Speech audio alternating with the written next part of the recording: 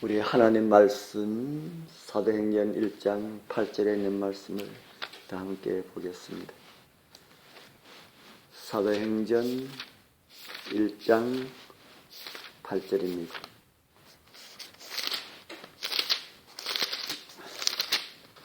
사도행전 1장 8절 제가 읽어드리겠습니다. 오직 성령이 너희에게 임하시면 너희가 권능을 받고 예루살렘과 온 유대와 사마리아와 땅끝까지 이르러 내 증인이 되리라 하시니라. 아멘. 오늘 이 새벽에도 말씀을 사모하는 심령으로 주님 앞에 이른 우리 모두에게 하나님의 성령의 충만한 은총이 함께하길 축복합니다. 오늘은 함께 읽은 말씀을 중심으로 해서 세상을 향하여 라는 제목으로 말씀을 드리려 합니다.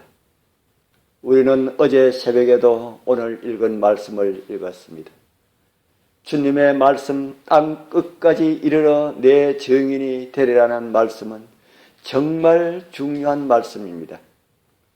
세계 선교라는 말을 들으면 예수님에 대하여 한 번도 들어본 일이 없는 이교도가 사는 먼 나라를 떠올릴 때가 많이 있습니다.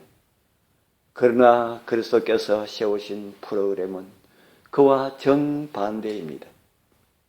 거주지에 사는 이교도로부터 만나라는 그런 말씀인 것입니다. 최초의 제자들에게 그곳은 예루살렘이었습니다.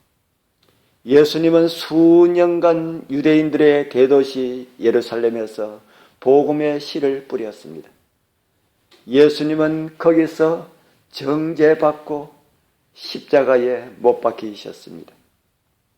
예루살렘 도성에는 나사렛 예수가 메시아임을 은밀히 믿고 있는 사람이 많았고 제사장들과 관원들에게 속임을 당한 사람들도 많았습니다. 그들에게 복음을 전해야 합니다. 사도행전에는 선교 프로젝트, 다시 말해서 사도행전 1장 8절에 제시된 선교 방법이 실행되는 모습을 우리는 볼 수가 있습니다.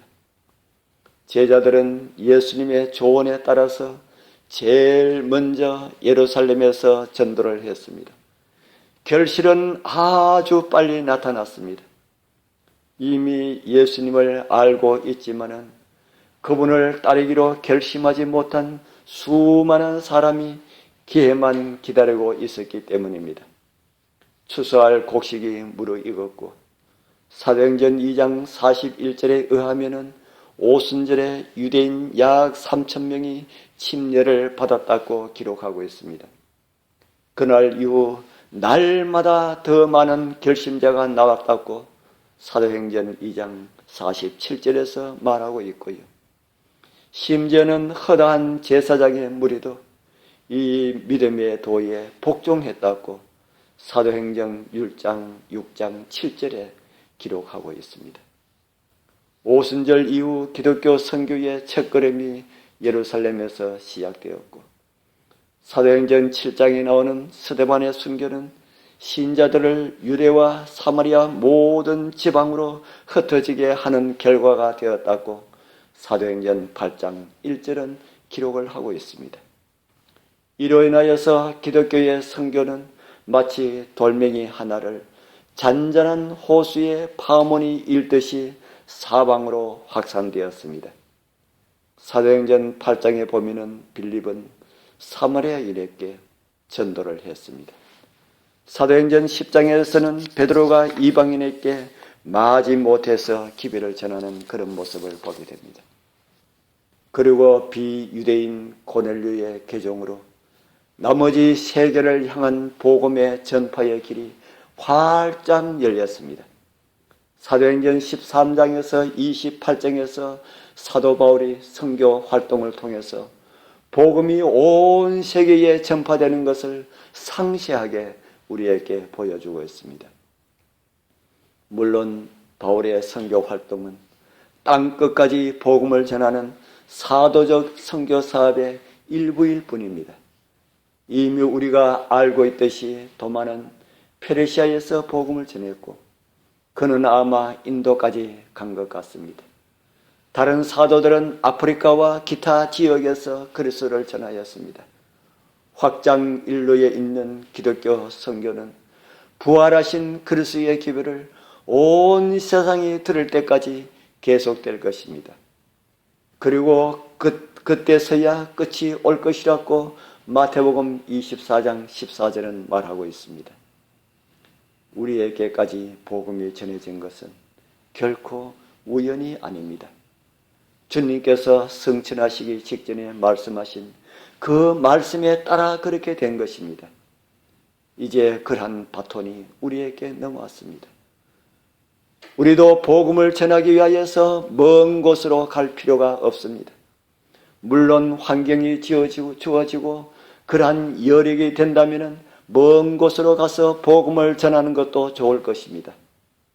그러나 우리에게는 가까운 예루살렘이 있습니다. 내가 있는 곳이, 내가 사는 곳이 바로 예루살렘입니다. 바로 그곳이 사마리아입니다. 그리고 그 일이 이루어지면 성령께서 자연스럽게 우리로 하여금 아니면 하나님의 섭리로 온 세상에 복음이 전해지도록 그렇게 하실 것입니다. 그 일은 그러한 단계가 있음을 성경은 우리에게 보여주고 있습니다. 예루살렘을 떠나지 말기를 바랍니다.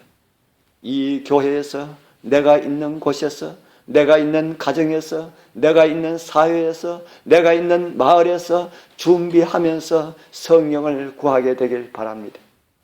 그리고 마지막 온 세상에 복음이 전해지는 하나님의 사역에 쓰임받길 소망합니다.